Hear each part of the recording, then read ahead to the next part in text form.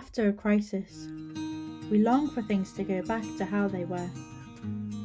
But anyone who suffered before will tell you, life is never the same. It's not that life has changed, but we have changed. We can see things differently now.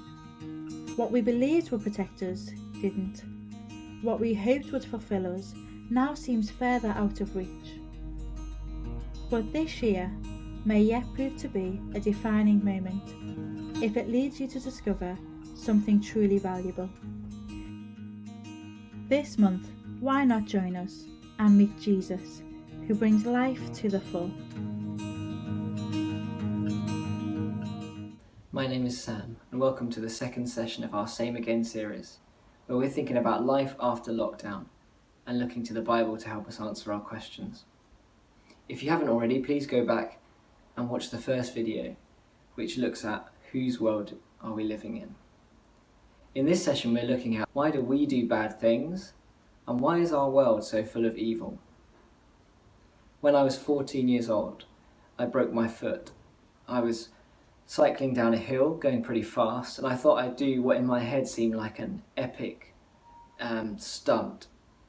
And so I wiggled the handlebars like this, and all that happened was I went over the top of them and landed hard in the road. That split-second decision led to weeks of pain and discomfort and frustration. Why? Well, I was showing off. I wanted to look good in front of my family who were watching. I wanted to be the number one sibling, alpha male. And I failed miserably and painfully. The Bible shows us that sin starts with a different story of a split-second decision. One that explains the thousands of years of pain, discomfort, and frustration in our world, and starts to explain the bad things that we do in our lives. It begins with the first human beings that God creates, and he puts them in the Garden of Eden and tells them they can do whatever they want apart from eat from this one tree. And they choose to break that rule, and they eat from the tree, and they have knowledge in good and evil. Adam and Eve wanted to live their own way, to rule their own lives, to be number one, and as a result they rejected the God who created them. They turned away. They wanted to be God, and they failed, miserably and painfully. This means that mankind, us, you and me, are all born with the same problem. We want to be God of our lives, and so we reject the God that made us. We turn away and then we fail. The Bible calls this sin. We know it as the bad things that we do and the bad things that we see in the world around us. So who does this sin affect? Well, firstly, it affects us. In the second part of the Bible, there's a letter that was written, a letter called Romans, that was written by a founder of the early church called Paul. And he says this. He says, "None is righteous, no, not one. No one understands, no one seeks God. All have turned aside, together they have become worthless. No one does good, not even one." You see, Paul makes himself pretty clear in these verses. Everyone has rejected God. You can imagine someone sitting in the corner of the room when the letter was read out and says, "Does that include me?" No one, not one. No one, no one, no one, not even one.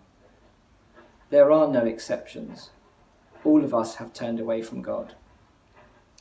In the first video, Rob talked about us being little R rulers under God's big R rule. The problem is, we want to be big R rulers. And so we reject God as the big R ruler and try to do it ourselves. All of us are bad. Post-lockdown, this is not going to change. One thing that will be the same is that we are still going to be sinful. Our hearts are still going to turn away from God. However, as we return to a bit more normality, maybe we will change the way we look at ourselves. Maybe we will have a clearer picture that we have all turned away from God, the ruler, and are trying to live our own lives without him. So how many of us succeed at ruling our own lives? Well, the answer is none. And so therefore, sin doesn't just only affect us, it affects the world, secondly. Paul carries on writing his letter to the Romans, and here he gives us a few details of how we fail. Firstly, he says we are rude and deceitful. He says that we hurt each other, and we are restless and unhappy. An overall picture of that might be we mess up our lives and we mess up the world, God's world. We know this, right? When we look at our lives, when we look at other people's lives, when we look at the things happening in our world, we know that we live in a messy and broken world. Surely we can notice that more than ever at the moment with the death of George Floyd and the violence of those who want to disrupt peaceful protests against the evil of racism, with the wars raging in the Middle East and the countless refugees who are displaced from their homes, with terrorist attacks such as the one in London Bridge last year and the devastating attack on Manchester Arena. But it's not just around the world, it's in our lives too. When we respond with unjust anger to those around us, when we say hurtful things to our partner or our children, when we lie our way out of tricky situations. Sin affects us and the world that we live in.